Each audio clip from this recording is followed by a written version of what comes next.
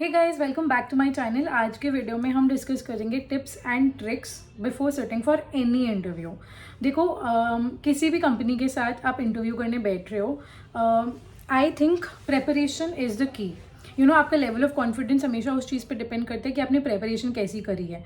And after giving so many interviews in my journey of 6-7 years, I realise that there are 7-8 things that have broken my interview experience into. And वो चीज़ें मैं आपसे share करना चाहती हूँ that वो चीज़ें आपको प्रिपेयर करनी है, उस लाइन्स पे आपको प्रिपेयर करना है, राइट? तो without any further ado, let's get into the video and the tips and tricks that you need to follow before sitting for any interview.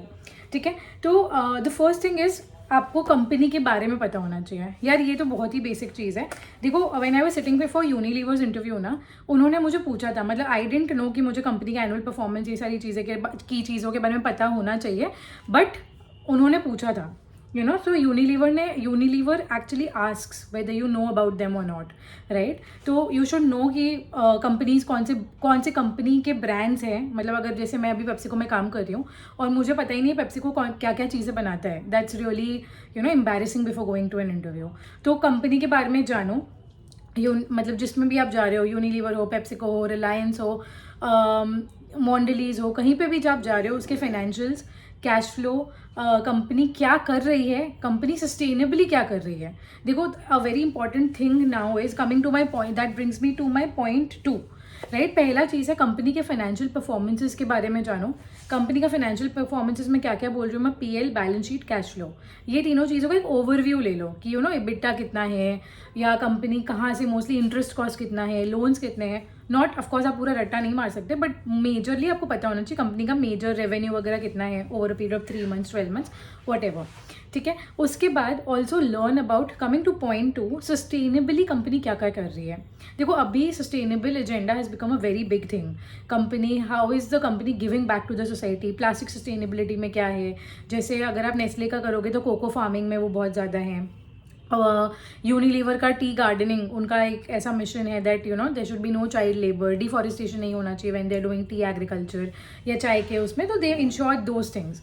तो वो चीज़ों के बारे में आपको पता होना चाहिए। लेज का जैसे potato farming, proper potato farm, कोई हार्म नहीं हो, वी डोंट पुट इंसेक्टिसाइड्स, ये सारी चीज़ें।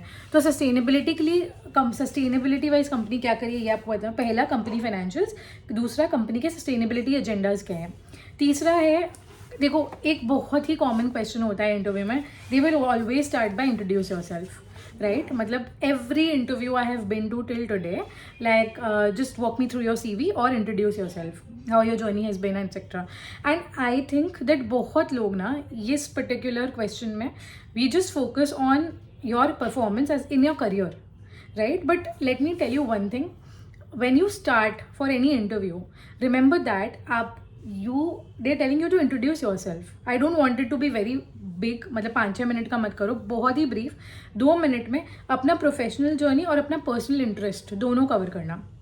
आई थिंक, क्योंकि मैंने जब भी पता है अपना प्रोफेशनल जर्नी के बारे में बोल के ख़त्म किया है ना, आई हैव बीन क्वेश्चन कि यार अपने बारे में तो आपने कुछ बताया नहीं, who is in your family, what does your father do, what does your mother do.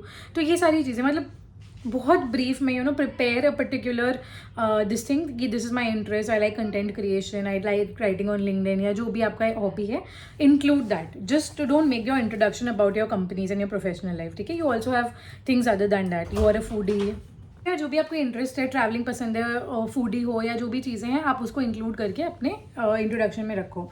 तीसरा है योर स्ट्रेंथ्स एंड वीकनेसेस। मतलब बहुत सारे लोग ना ऐसा कहते हैं, बहुत अपने स्ट्रेंथ्स पे ही फोकस करते हैं, बट रिमेंबर, आपने जो गलतियाँ पास्ट में करी है ना, highlight that also.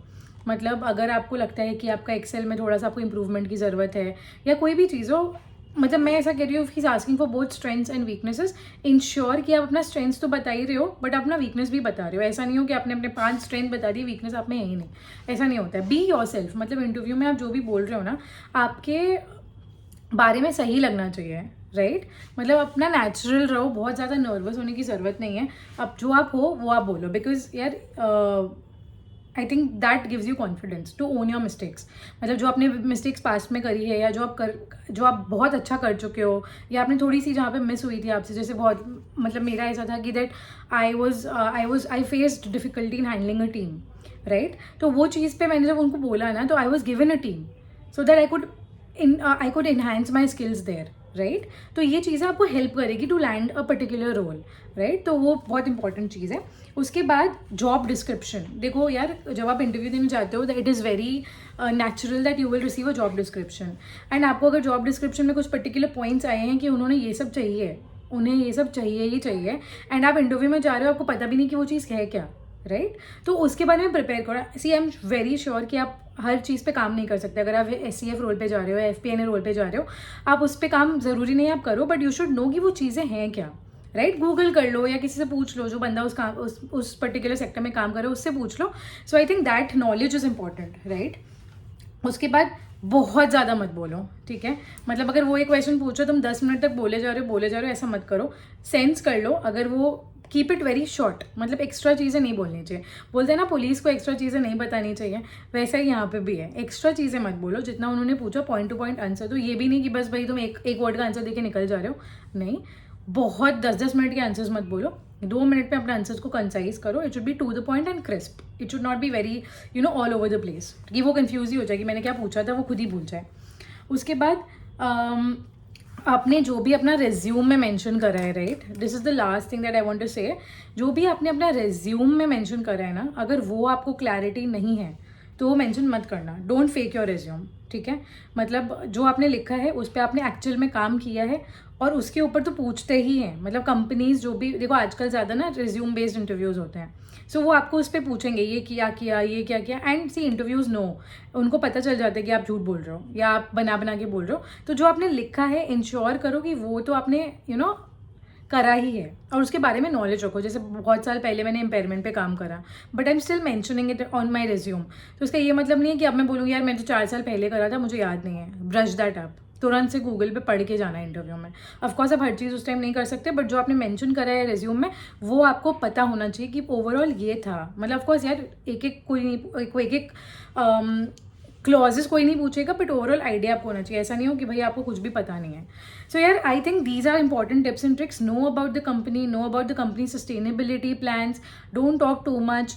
Stress on your strengths as well as your weaknesses. Short रखो, मतलब बहुत ज़्यादा डिस्क्रिप्टिव मत रखो. Keep it short, keep it crisp. Know about yourself. emphasis on what you're seeking for from this role. And जो resume में mention है, resume and job description, वो आपको थरो होना चाहिए, राइट. जॉब डिस्क्रिप्शन आपको काम नहीं करा है तो फिर आइडिया होना चाहिए कि इस चीज़ में ये चीज़ें होती हैं. So guys, this is all from my side. कुछ भी चीज़ें आपको किसी चीज़ में हेल्प चाहिए या और कोई वीडियो जिसमें आपको कोई टॉपिक जिसमें मैं वीडियो बनाऊँ, अगर आपको उसमें कुछ हेल्प चाहिए तो कमेंट में ज़रूर बताना. And I really hope that this video helps you in preparing for your interview. See you in the next video. Bye bye.